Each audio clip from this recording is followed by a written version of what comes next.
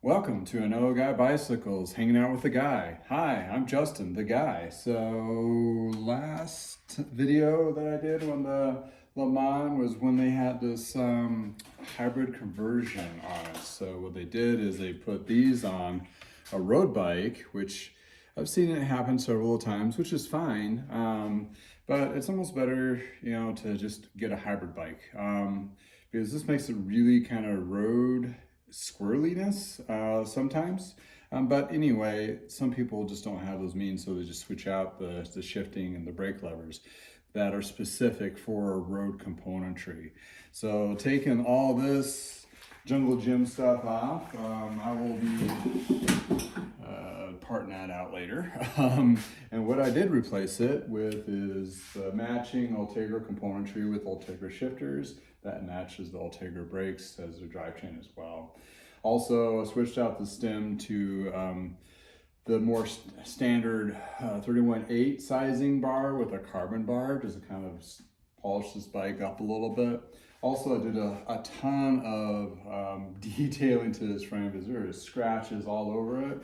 You can still kind of see them, but it really takes it out to the point where you just see more of the carbon and it makes it a lot more shiny. This does have a couple patches where the steel is exposed, but I did polish those down so there was no rust. And the last bit that I did switch out is it did come with this wheel set, which seemed kind of tankish, if you will, for this particular bike. I'll have to double check the rim DIs. They look still like road, but these almost came off a hybrid. But the guy that was selling his bike tried to tell me these are upgraded wheels, which in this case they were not. They were upgraded to the ones that maybe not there. They were broken, so upgraded from broken to working. Yeah, that's an upgrade, but as an upgrade to the actual performance factor, that was definitely not the case. So anyway, so I did replace the wheels, got the bars on there, replaced the shifters, got some new pedals on there. I will replace the saddle with this one here momentarily, but I figured since I was here, at this stage I had to replace all the cables in the housing. Reason being they had mountain style, hybrid style cables on there and housing, so I had to switch that out to the road, and also I need to switch these out here to different lengths because those don't match. So the length between the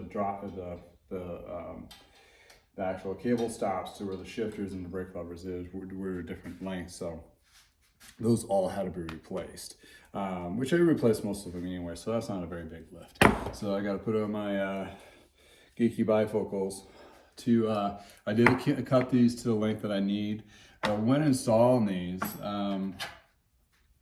you want to make sure you got a clear pathway so that plastic sleeve inside is actually opened up. That really helps with the cable not binding within the housing. So I have 3 pieces of housing that I'm going to have to install here. So I just open those guys up. And here's a trick that I learned actually kind of recently, and just kind of stumbled across it. So, find my old, okay, so I take a scrap piece of cable, derailleur cable, something that I'm not going to use. It's usually one I cut that's short on the front derailleur. So I usually save that if it's not burred or anything, so it's still smooth. So I take my housing caps. These are the ends here. So for derailleurs, it's called spline. It's a spline piece, so it's cables splined together. It's not spiraled.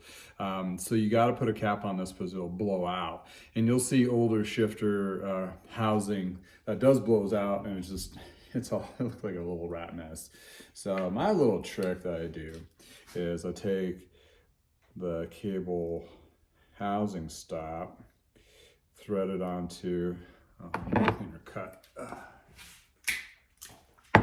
So thread that on there so it just kind of fits there. I take a little dot of a light lube to aid the housing because it's really stiff fit. Kind of lock that in place like so. And I thread it to the other end so it pops out like so. And I take my other bit and guide it through here, and I lube again, this little housing stop, so it fits in there. So the derailleur end is on this part here is a stop that compresses this portion. What I'm going to do is compress these down. So there's less compression to no compression. Wow. Then I use this cable pole and I just kind of snug it up. So they're kind of pre-compress it. We used to back in the days, we used to just yank on it on the frame to get these housings to settle. So that's kind of like presets it. So that's my little trick with the cable pole. So yeah, I mean, these can shift a little bit even though I do this little trick. And that's where you'll get like some shifting issues where it'll be just a little off. That kind of thing. And with shifting, it's really precise. Braking is not so much, but shifting is has a very little high level position, can't say that word right today, to make that derailleur shift up or down on that chain to guide it up. So got those guys there. One last one. So when you hear a cable stretch, it's kind of a misnomer. It really means the housing is either settling or being compromised within the housing, or the shifter or the brake or the derailleur. The cable itself is definitely stretched, pre-stretched, strung out. It's high tension basically, so it's not going to go anywhere. So that's where it's just easier to say cable stretch, because it's kind of like, you know, people concept or thought process can wrap their head around that versus the housing compressing or being compromised. So it's just, you know, a shortcut of explaining the same thing. So once that's done, and reason why, well, I use this guy, it will crush the cable a little bit, so don't reuse these.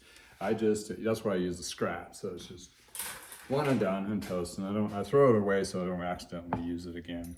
Which, you know, most of the cases I just take them out of the fresh box, so the likelihood that is none.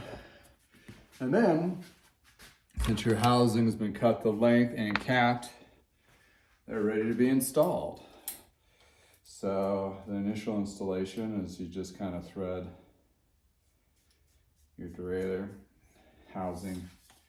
And you want to make sure you have enough length on these, because I've had blogs a couple written, so when you do your turns, it doesn't bind anywhere. So the right shifter, you want it to go inside this brake cable housing here, so it doesn't bind up when you're doing your turns, and it's a cleaner point-to-point connection. I kind of double check that, make sure I'm at the lowest position. For shifter, that's where you want to set it, because you're going to be setting your the cable guide underneath the frame, underneath there, which I remove and clean underneath. And some people like to lube inside the housing. I buy the housing that's already pre-lubed, so it is a little more expensive, but it is a little bit nicer, and it's more equal distributed through the housing itself. But if you have an old piece of housing and you need to get the shifting to clean up a little bit better, you can put a little bit of light lube in there as well. So since I know I'm on the small cog, I make sure I'm on the small cog here and it's in the lowest setting. Then I just tighten that up. So that strings up my rear. Now my front. Thread it through.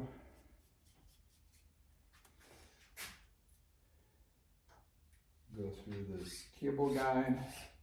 And again, I'm making sure that my cables are not binding up when I'm pulling through. If you do it incorrectly, you can make a world of mess, because if it binds up, you can actually hit your brakes by accidentally by turning. That'd be a rude awakening.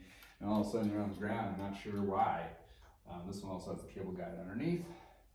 It goes up, slides up like so. So back in the day, when the grip shift was grip shift and not owned by SRAM, they had a clinic in Boulder back in the early 90s when they came out with the shifters to kind of teach you how to do the shifting, which is ironically on this particular shifting here. And it's called Refurbish shift because, you know, it's this kind of thing. And you had to do this little loop deal and all this kind of deal. Anyway, the conversation that they had at the clinic was like, don't add loop to any of this stuff. And it's like, that's kind of funny because now we add loop to everything. So, so another little trick that this is what the real purpose of this cable puller was, is to put on your derailleurs. And the front derailleur usually takes a little bit higher tension so you can loosen and tighten up that cable while you put that on there. So now I'm ready to go through my gears. So I start with the rear. That might be a little too tight. And on these barrel adjusters on the down, these are designed to be able to do it while you're on the fly. I kind of clean these. Oh, I do clean them. I throw them in the sonic cleaner. And I also lube them. So they're easier to use. They have a tendency of binding up over time with the contaminants, or they're just never really that fluid, and it's kind of a bummer when you're out for a ride and you can't adjust it, so you have to get off your bike and adjust the rear. Well, it's usually the rear one's the issue. Then you have to adjust the rear one, which is really a bugger. I think that was, there you go.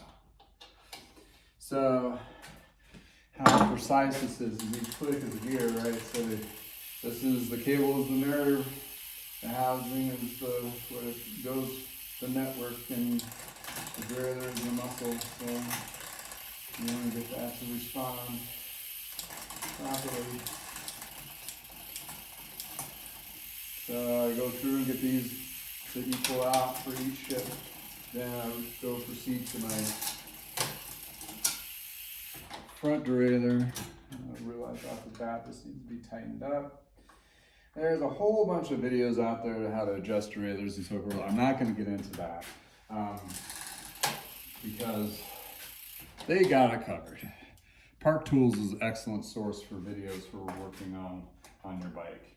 Parktools.com. They're also basically the Snap-on of bicycle parts. My whole workbench is covered with this stuff, and yeah, they're not cheap. You don't have to get it for yourself, but for myself, I have that guilty pleasure to be able to buy all the nicer stuff. So this loosened up.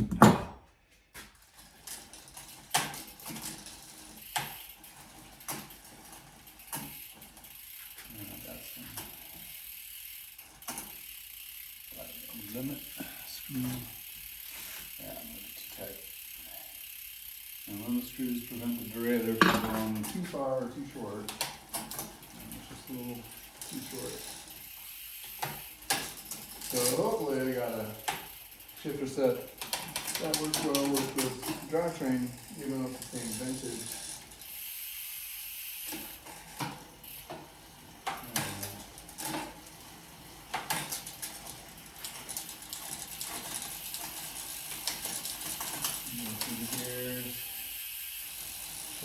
Adjustments. Looks pretty good.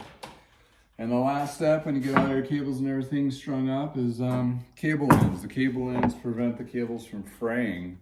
So I have kind of fun with this. And you want to cut them about 2.5 inches down. And you could reuse these cables, so if you need to replace the housing or whatever, as long as the cables are cut long enough, you can reuse them. If you cut them too short, and it becomes a situation where you need to replace them. And like I said, those cables, they don't stretch.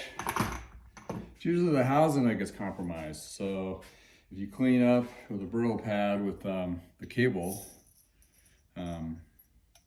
you can reuse them. So, you know, sometimes when you do a cable swap or drivetrain cleaner, any of that kind of stuff, it's nice to be able to reuse them so you're not replacing them every time. It's just kind of wasteful.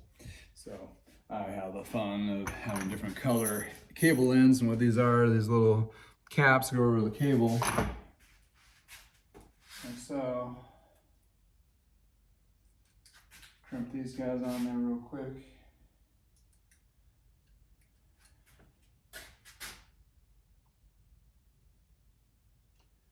So after this, all I need to do is wrap the bars, swap out the seat, give it a polish and a test ride, double check the shifting and the brakes. And then it's ready to be pictured up and posted. So one little trick I will show you is what I do. Get close on time here.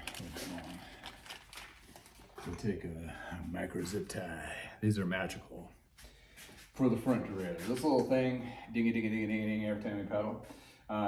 You take this little piece of zip tie and loop it around the cable that's coming up underneath. And you can fold it underneath here.